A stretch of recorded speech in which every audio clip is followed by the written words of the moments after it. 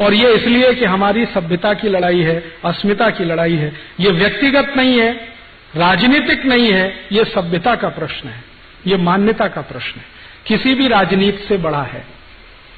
और भारतीयता में अगर मैं राजनीति को परिभाषित करूं तो राजनीति के बारे में आप मन में एक छोटा सा कहीं कॉर्नर में बिठा दीजिए कि राजनीति सिर्फ टॉयलेट रूम जैसी है, इससे ज्यादा कुछ नहीं। घर में टॉयलेट रूम होता है ना, लेकिन पूरा घर टॉयलेट रूम नहीं हो सकता। घर का एक छोटा सा कोना टॉयलेट रूम होता है जिसमें 10-15 मिनट हम बैठ सकते हैं, इससे ज्यादा नहीं।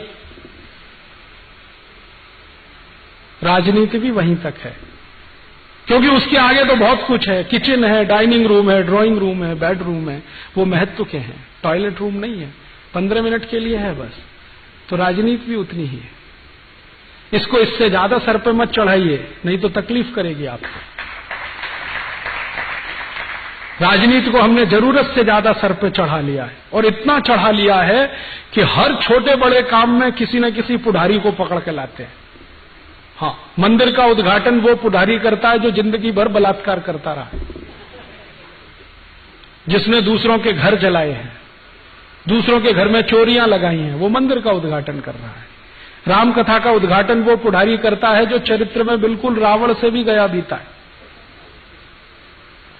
कृष्ण कथा का उद्घाटन वो पुढ़ारी करता है जो कंस से भी 10 फीट नीचे है नैतिकता में और चरित्र। हमने सच में इनको सिर पर चढ़ा रखा है, हर छोटे बड़े काम में इनके आगे पीछे घूमते रहते, आइए जी हमारे यहां उद्घाटन। कहां फंस गए आप इनके चक्कर में। इसलिए मैंने बहुत गंभीरता से सोच विचार कर कहा है, पुढ़ारी और पॉलिटिक्स माने टॉयलेट रूम। घर की जरूरत है, लेकिन पूरा घर वो नहीं है, थोड़ा सा हिस्सा है, उतना ही भर रखिए उसको।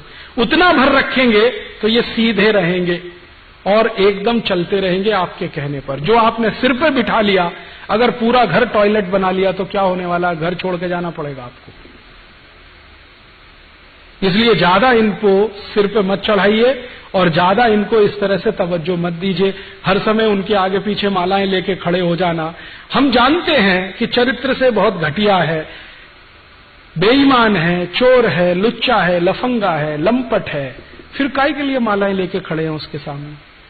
जब जानते हैं, नहीं जानते तो बात अलग है। आपको मालूम है सब कुछ खुला है आपके सामने उसका, फिर इतना क्यों उसको तवज्जो देना। थोड़ा स्वाभिमानी तो बनिए। भारत के लोग तो स्वाभिमान के लिए गर्दन कटा देते हैं, स्वाभिमान नहीं छोड़ते हैं। हमने इतना छोड़ दिया है।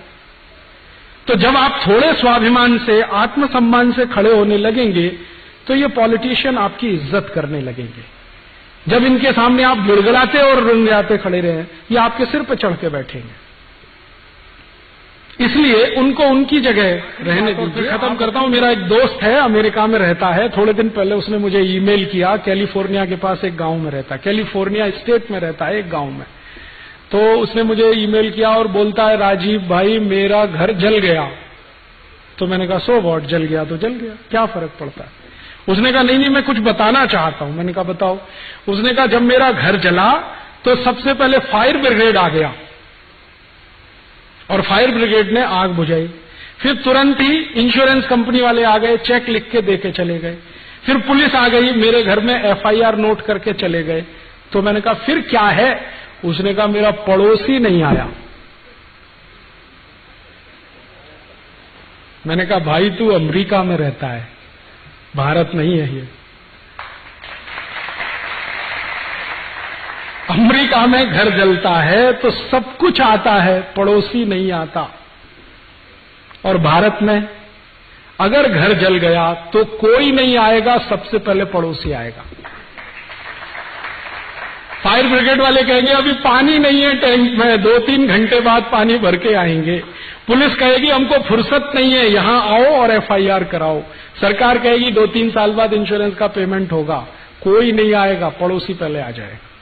ये तो सभ्यता है। इसी सभ्यता को बचाने की लड़ाई है ये, जो दूसरे देशों के पास नहीं है।